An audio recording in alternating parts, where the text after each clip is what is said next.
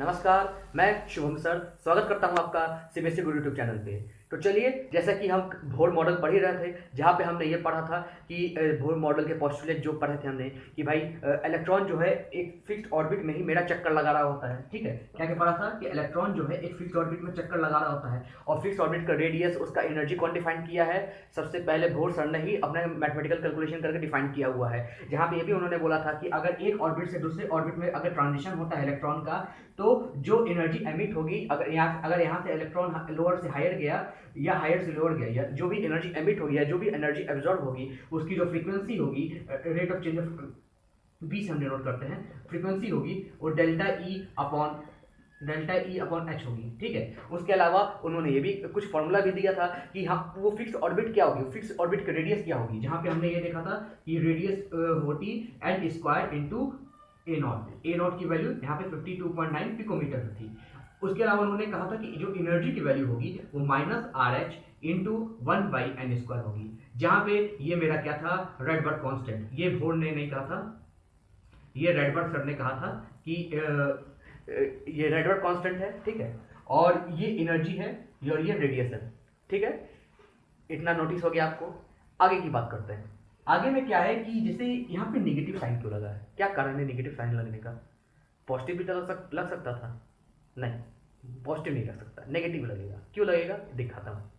तो सबसे पहले ये मान लीजिए न्यूक्लियस है, ये सब ऑर्बिट है, इस तरीके से मान लीजिए ऑर्बिट है। ठीक है, अब ऑर्बिट है तो यहाँ पे इलेक्ट्रॉन्स होंगे।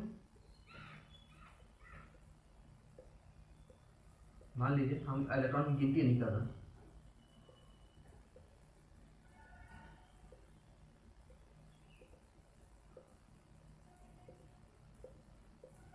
जो भी इलेक्ट्रॉन। ठीक है, अब इलेक्ट्रॉन या ये हमेशा याद रखिएगा, ये ध्यान रखिएगा, जो न्यूक्लियस के सबसे पास होता है इलेक्ट्रॉन, उसकी एनर्जी हमेशा नेगेटिव होती है।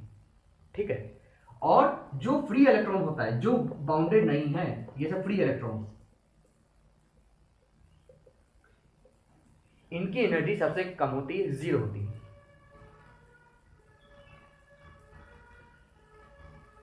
ठीक है, फ्री इलेक्ट्रॉन्स की एनर्जी क्या होती है, 0 होती है।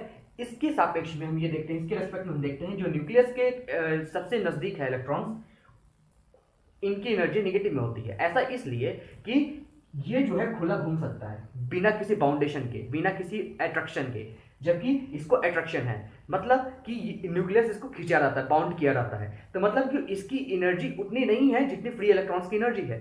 फ्री इलेक्ट्रॉन्स की एनर्जी सबसे हाई है, तो इसलिए इसको एनर्जी हम 0 करते हैं। ठीक है, ऐसा बना दिया गया है। अगर हम कुछ और चाहे तो भी बना सकते हैं कि एक पॉजिटिव रखे, 0 रखे, लेकिन ये बना दिया गया है कि भाई जो फ्री इलेक्ट्रॉन्स है उनकी एनर्जी 0 रहेगी। ठीक है, और उसके रेस्पेक्ट में हम और की एनर्जी देखेंगे, जो सबसे न्यूक्लियस से पास है electron, near to the nucleus, उसके हम कहेंगे कि ये बहुत ज़्यादा बाउंडेशन है, ये पूरी फ्री इलेक्ट्रॉन से एकदम भिन्न है, घूम नहीं सकता उसकी तरह, तो उसकी एनर्जी सबसे कम होगी। तो सबसे कम 0 से कम नेगेटिव में आ जाता है। ठीक है, तो इसकी एनर्जी सबसे नेगेटिव होगी, मोस्ट नेगेटिव, फिर थोड़ा सा कम नेगेटिव, ये कम नेगेटिव, ये मिनिमम नेगेटिव। और जैसे ही इतनी एनर्जी आ जाए कि वो ऑर्बिट को छोड़ के चला जाए, न्यूक्लियस के इन्फ्लुएंस से बाहर आ जाए, तो वह फ्री इलेक्ट्रॉन्स आ जाएगा और उसका जो प्रिंसिपल क्वांटम नंबर रहेगा, जैसे इस सबको n1 2 3 इस तरह चलते रहेगा, लेकिन जो प्रिंसिपल क्वांटम रहेगा फॉर द फ्री इलेक्ट्रॉन्स वो इनफाइनाइट रहेगा। ऐसा माना जाएगा फ्री इलेक्ट्रॉन न्यूक्लियस के इन्फ्लुएंस से पूरी तरह बाहर निकल चुका है और उसकी एनर्जी 0 है। ठीक है, ये हमेशा याद रखिएगा, फ्री इलेक्ट्रॉन की इक्वल इनफाइनाइट और एनर्जी इसकी 0। ठीक है, ये एकदम ध्यान रखिएगा, एनर्जी इसकी 0 होगी। ठीक है, इसलिए इस कारण जो भी एनर्जी हम ऑर्बिटल की बनाते हैं, पार्टिकुलर ऑर्बिटल की, वो ऑलवेज नेगेटिव साइन के साथ बनाते हैं। ठीक है, तो ये बहुत ध्यान रखने योग्य बातें हैं। और चलिए ठीक है, इतना बताना था। चलिए अब आगे बात करते हैं। अभी जो मैंने रेडियस का फॉर्मूला बताया, एनर्जी का फॉर्मूला बताया, वो सिर्फ और सिर्फ हाइड्रोजन एटम के लिए, लेकिन कुछ ऐसे एलिमेंट्स भी होते हैं या कुछ ऐसे एटम्स भी होते हैं जो भले उनका एटॉमिक नंबर हाई होता हो, लेकिन उनकी रिसेंबलिंग उनका जो इलेक्ट्रॉन्स है वो हाइड्रोजन के जैसा होता है, एक 1 इलेक्ट्रॉन। जैसे हाइड्रोजन के ऑर्बिटल में कितने इलेक्ट्रॉन होते हैं, जिसका एटॉमिक नंबर 1 होता है, तो हेंस इसके ऑर्बिटल में, जैसे मान लीजिए हाइड्रोजन है, इसके ऑर्बिटल में सिर्फ 1 इलेक्ट्रॉन होते हैं, ठीक है, 1 इलेक्ट्रॉन होते हैं, ठीक है, इतना जान लीजिए 1 इलेक्ट्रॉन होते हैं इसके ऑर्बिटल में। उसके बाद पीरियोडिक टेबल देखेंगे तो hydrogen, helium, lithium, beryllium, boron, इस तरीके से आता रहता है एलिमेंट, ठीक है। अगर मान लीजिए हीलियम के पास कितने इलेक्ट्रॉन होते हैं, 2 इलेक्ट्रॉन होते हैं। अगर He+ हो, या लिथियम के पास 3 इलेक्ट्रॉन होते हैं अगर ये Li2+ हो, बेरिलियम के पास 4 इलेक्ट्रॉन होते हैं अगर ये Be3+ हो।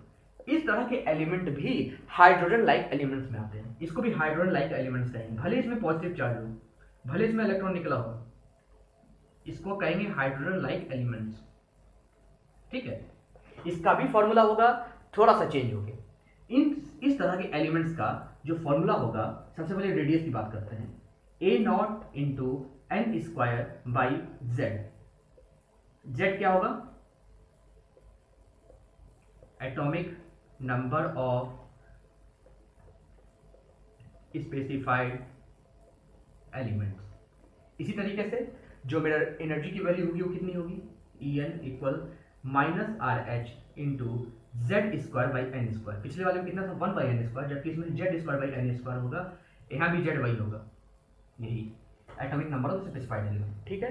ये चीज़ याद रखने योग्य बातें हैं, ये चीज़ याद रखिएगा।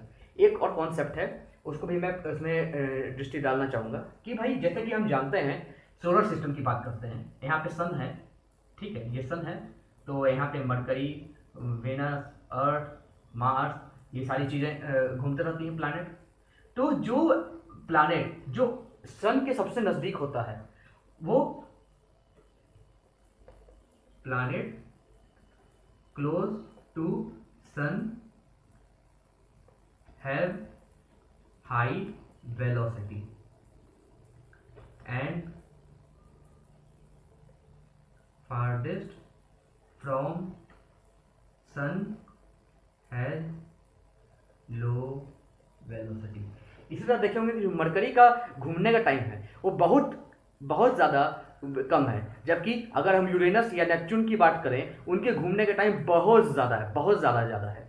कारण ये है जितना दूर जाते जाएगा मेरा सन से कोई प्लैनेट, उतना ही उसकी वेलोसिटी जो है कम होती जाएगी। इसी तरीके से हम इसमें भी समझ सकते हैं एटम्स में इलेक्ट्रॉन जो है जितना दूर जाते जाएगा आपका न्यूक्लियस से, उसकी स्पीड उतना कम होते जाएगी। ये न्यूक्लियस है, यहाँ पे जो इलेक्ट्रॉन की स्पीड रहेगी वह हाई रहेगी, जबकि यहाँ पे अगर कोई इलेक्ट्रॉन घूम रहा है उसकी स्पीड रहेगी लो, ठीक है, ये ध्यान रखिएगा। इसी से रिसेंबल करता हुआ है, ठीक है। चलिए अब आगे की बात करते हैं। चलिए अब कुछ इसका एक्सप्लेनेशन करते हैं। जो हमने लिखा, जैसे हमने देखा था, क्या देखा था कि मान लीजिए 2 ऑर्बिट लेते हैं, इसका एनर्जी जो है E1 है, इसका एनर्जी E2 है, ठीक है। तो लेट अस सपोज कि एक इलेक्ट्रॉन है जो या तो ये लोअर ऑर्बिट इसको मानते हैं और इसको हायर ऑर्बिट मानते हैं, ठीक है। तो मानते हैं कि यह इलेक्ट्रॉन या तो यहां से यहां गया होगा तो एनर्जी एब्जॉर्ब किया होगा, इलेक्ट्रॉन यहां से यहां आया होगा तो एनर्जी एमिट किया होगा, higher to lower energy emit, lower to higher energy absorb. तो इन दोनों के बीच जो एनर्जी डिफरेंस होगा उसको हम कैसे लिख सकते हैं, ध्यान से देखिए। यहां से लिखते हैं कि कुछ डेरिवेशन है, कराना जरूरी है। तो डेल्टा E कैसे लिख सकते हैं इसको, E2 - E1 लिख सकते हैं, समझ आता है, ठीक है।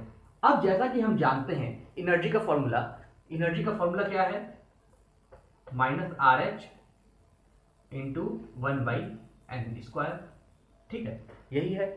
तो हम E2 का लिखते हैं -RH अपॉन, ये E2 का है तो हम लिखेंगे n2 का स्क्वायर, और इसी तरह माइनस ब्रैकेट पे E1 का क्या होगा, ये ऑलवेज माइनस होता है एनर्जी, ठीक है, n1 का स्क्वायर, ठीक है। इतना समझ में आता है। अब आगे लिखते हैं, आगे क्या है, इसको थोड़ा सॉल्व कीजिए। -RH upon n2², minus minus plus, bracket तोड़िएगा तो आएगा RH/n1², इसी तरह यहाँ पे आएगा आर एच को कॉमन ले लीजिए, 1/n1 square minus 1/n2 square. ठीक है, ये किसकी वैल्यू आई मेरी, डेल्टा ई की।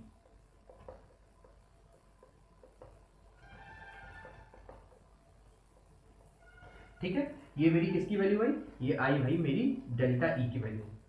ठीक है, ये डेल्टा ई की वैल्यू आई। और जैसे मैंने बताया कि जो फ्रीक्वेंसी होती है रेडिएशन की, या तो एमिशन होता है या इसको एब्जॉर्प्शन होता है, जब इलेक्ट्रॉन लोअर से हायर या हायर से लोअर जाता है, उस केस में जो फ्रीक्वेंसी होती है उसकी वैल्यू क्या होती है, डेल्टा ई बाई एच, जहां पे एच क्या होता है, प्लैंक कांस्टेंट। तो यहाँ पे डेल्टा ई की वैल्यू यहाँ पे पुट कर दीजिए, यहाँ पे फ्रीक्वेंसी क्या हो जाएगा, R H by H, R H by H आपका क्या हो जाएगा, फिर उसके बाद 1/n1 square minus 1/n2 square. ठीक है, इतना समझ में आता है। ये क्या आ गया मेरा, ये मेरा आ गया फ्रीक्वेंसी।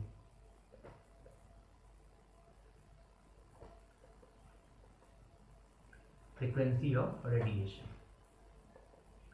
अब यहां से हमें निकालना है उस रेडिएशन की वेवलेंथ कितनी होगी। ठीक है, अब किसी भी चीज का वेवलेंथ हम जानते हैं क्या होता है, V/c। ठीक है, तो यहां से आप V यहां पे पुट कर दीजिए, तो यहां पे पुट करेंगे तो क्या आएगा, RH/hc into 1/n1 square minus 1/n2 square. ठीक है, यहाँ पे ये क्या है, रेडबर्ग कांस्टेंट। ठीक है, जिसकी वैल्यू 1.28 इंटू 10⁻⁻18 जूल होती है। जूल छोटी कांस्टेंट होता नहीं है। हाँ, इसी तरह यहाँ पे प्लैंक कांस्टेंट जिस पर 6.652 इंटू 10⁻⁻34। इस तरह speed of light 3 into 10⁸ metre per second. इन तीनों को पुट कीजिए और आंसर आएगा आपका, ये फाइनली मेरा लैम्डा आ जाएगा, कितना आएगा, 1.09677 into 10⁻7 into 1/n1 square minus 1/n2 square. इतना वैल्यू आएगा। कैलकुलेट कीजिएगा, ऐसा कि नहीं कि आप ही छोड़ दीजिए, कैलकुलेट कीजिएगा। ठीक है, ये मेरा लैम्डा या वेवलेंथ आ गया।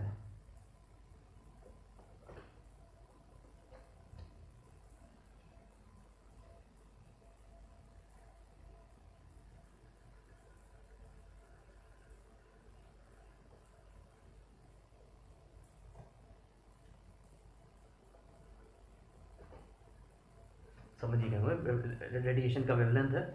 ठीक है, तो इतना हमें थोड़ा एक्सप्लेन करना था, इतना न्यूमेरिकल आपको आना चाहिए, तभी आप अगले क्वेश्चंस कर पाओगे। ठीक है, यहाँ तक तो ठीक है।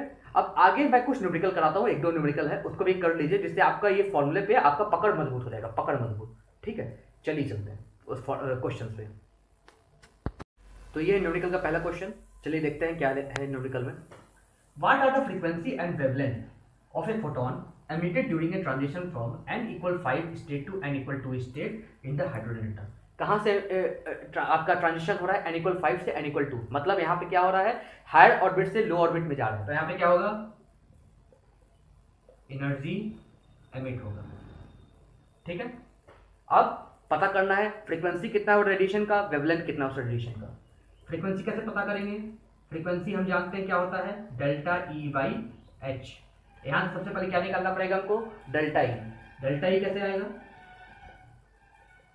जो कि मेरा E2 माइनस E1 था, जो कि मैंने कहा था, अगर आप यहां पे क्या लेंगे, माइनस RH/n2 स्क्वायर और माइनस RH/n1 स्क्वायर, जो कि हमने डिराइव किया था और जो कि बाद में आया था RH 1/n1 square minus 1/n2 square. RH क्या है, रेडबर्ग कांस्टेंट है, आप वैल्यू रख दीजिए। यहाँ से आपकी डेली की वैल्यू आ जाएगी, और डेली की वैल्यू यहाँ पे जो आप पुट करेंगे तो यहाँ से मेरी फ्रीक्वेंसी की वैल्यू आ जाएगी। ठीक है, कमेंट में बताइए फ्रीक्वेंसी की वैल्यू कितनी आई आपकी।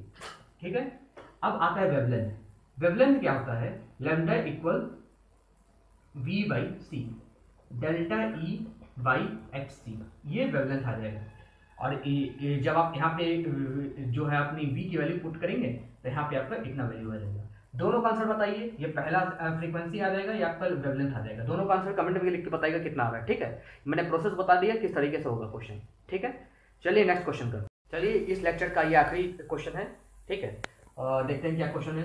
Calculate energy associated with the first orbit of helium, what is the radius of the orbit, He+, जो कि मेरा हाइड्रोजन लाइक एलिमेंट है।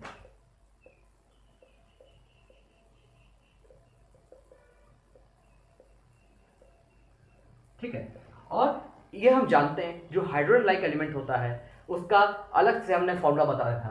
इसमें मालूम करना है एनर्जी एसोसिएटेड, एनर्जी एसोसिएटेड का हमें मालूम करना है EN का हमने क्या बताया था, -RH इंटू Z²/N², ठीक है। यहाँ पे हीलियम है तो Z की वैल्यू 2 है फॉर हीलियम, ठीक है, वो रख दीजिए, और RH की वैल्यू रख दीजिए, N की वैल्यू रख दीजिए। इसमें क्या है, with the first orbit N = 1 as a question में दिया है फर्स्ट ऑर्बिट, तो N = 1 रख दीजिए, Z = 2 रख दीजिए, और RH की वैल्यू जो होती है रेडबर्ग कांस्टेंट वो रख दीजिए, आंसर आ जाएगा आपको। फिर radius of the orbit, radius Rn क्या होता है हमने बताया था, A0 × N²/Z। यहाँ भी वही Z = 2 रख दीजिए, N = 1 रख दीजिए, A0 की वैल्यू 52.9 पिकोमीटर रख दीजिए, आंसर आ जाएगा आपका, और यही आंसर होगा, ठीक है। तो इस तरीके से फॉर्मूला बेस्ड क्वेश्चन आते हैं जो कि बहुत ज़्यादा इंपॉर्टेंट है। तो उम्मीद करता हूँ आपको ये लेक्चर पसंद आया होगा। पसंद आया तो इस लेक्चर को लाइक कीजिए, शेयर कीजिए, सब्सक्राइब कीजिए मेरे चैनल को, जिससे और लोगों तक ये सारी चीज़ें वीडियो पहुँच सके, ठीक है। चलिए ठीक है, तब तक के लिए नमस्कार।